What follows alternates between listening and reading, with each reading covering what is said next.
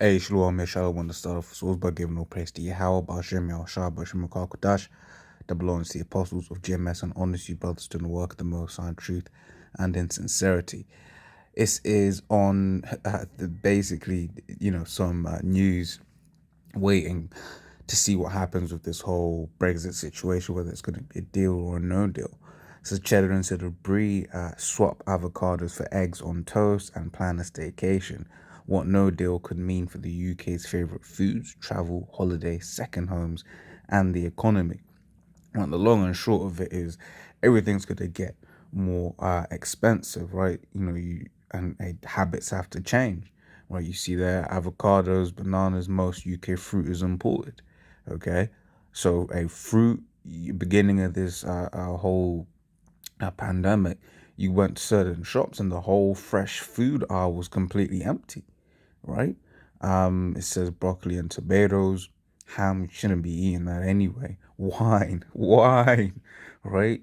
So your favorite Malbec from France, which I know Malbec is mainly Argentina, but that's the one I like. But I know it's also made over there in France, right? Your favorite champagne, all of that is about to get more what do you call it, expensive, or just all in all find it a lot harder to come into the country, right?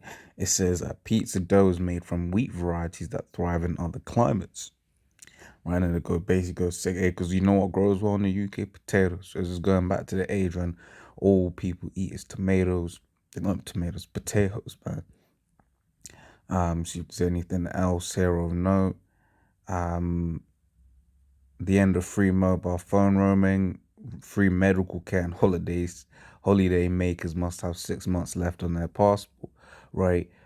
So right now in the EU, just like imagine in the States, you can, just go from one state to another state to another state, right? The European Union is kind of similar in that kind of sense, where you could just move from, be in one country, move to another country, move to another country, right? Travel however much you will, right? However, right?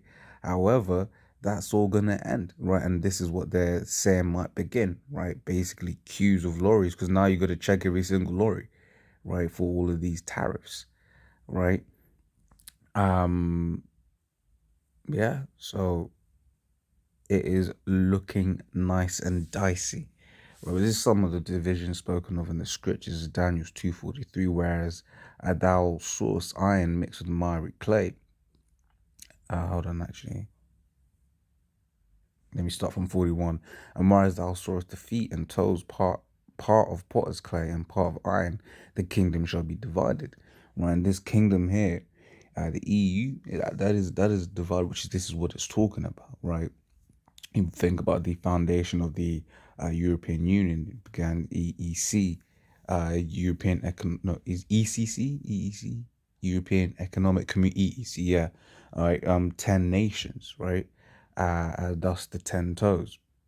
It says, whereas thou sawest the feet, and this is the same as the 10 horns spoken of in the book of Revelation, referencing the beast. Okay, but there shall be in it the strength of iron, in which you have certain parts of Europe that are militarily strong, right? But then you get some parts of Europe that are militarily weak, right? They're weak nations. You got strong nations, and a militarily strong usually aligns with economically strong as well, right? It says, but there shall be in it with the strength of iron, for as much as thou sawest the iron mixed with miry clay, and as the toes of the feet were part of iron and part of clay. So the kingdom shall be partly strong and partly broken.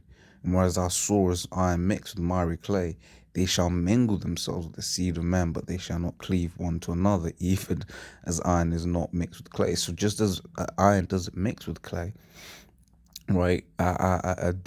This kingdom isn't gonna mix together, and that's what you're seeing now. You're seeing the breakdown of the kingdom. Right, you've got some of the newer, weaker nations that are like, yo, Hungary, and I forget the other one.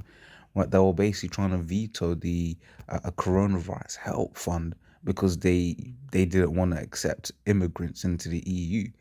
Right, you have you have what you have Brexit, you have all of this turmoil, man. You have the financially healthier nations, saying, "Why are we going to take care of these broke people, i.e., these broke nations?" Right. This is verse 44. Right, and in the days of these kings shall the Most High of heaven set up a kingdom, right, which shall never be destroyed. This is referring to the children kingdom of Israel. All right. It says, the kingdom of Israel, it says, and the kingdom shall not be left to other people, but it shall break in pieces and consume all these kingdoms, and it shall stand forever. Which is why in the book of Revelation, Yahushua had many crowns on his head, basically representing taking rulership from all of these people, all these different kingdoms. For as much as thou sawest that the stone was cut out of the mountain without hands, and that it brake in pieces the brass, the clay, the silver, and the gold, the great God hath made known to the king what shall come to pass hereafter, and the dream is certain, and the interpretation thereof sure. Right, so this is going to happen. Is referring to, Yahushua is the one that's going to give us the victory over these different. Well, he's given us the victory already, but he's the one that's going to come down and take these, different kingdoms out of power. Okay, so that's how another reason why we know that we are at the end times, right? Because this is Esau's rulership. This is the time of the 10 toes, and after the 10 toes, right, it's the kingdom of Israel. The second Ezra 6:9, for Esau was the end of the world, and Jacob is the beginning of it that followeth. Right, so Esau was the end of this world, right? This wicked and disgusting world, right? Where everyone mourns, right? Proverbs 29:2, and the wicked beareth all the people mourn. The people are mourning, right? This is for Esau was the end of the world, and Jacob is the beginning of it that followeth, right? It's the second Ezra 16:21. Behold, victuals shall be so good cheap upon earth, right? So things you buy so cheap right now, everything's affordable, right? But the way everything is turning out, especially adding Brexit on top of this whole pandemic, we can only draw one conclusion, right? And that is the food price is going to go up to the point where eventually we're going to start seeing famines out on the streets, right? And bring it on, right? Because we going to be protected. The elected of Yahweh Hashem are going to be protected. So we needn't worry, so that they shall think themselves to be in good case. Right, even then shall evils grow upon earth, sword, famine, and great confusion. And evils are growing upon the earth, and people aren't really paying attention. We're paying attention because we've been commanded to. Right, Scripture says in Surah 39, he that is occupied, in the meditation of the scriptures, basically is going to be watching, right? Very roughly paraphrasing, right? It says, and one of those words there is famine. Okay, so as Apostle Taha was, mentioning, is in times of famine, I believe it's Apostle Taha saying in times of famine, you have some that have and you have some that don't have. Okay, right. So you can really imagine a situation where the poor Jake end up not having a lot of food, and then it sweeps through the middle class too, right? We don't know how these things are going to play out. Hey, England might get a deal. We don't know. But once again, we still have to watch and we still have to report on these things. Okay? For many of them that dwell upon earth shall perish of famine. So a lot of people that are going to die of the famine. And the other that escape the hunger. So the other that were cushy, right? That had supplies, that had stores, right? That had the financial power to, you know, uh, basically bully their way to food, right?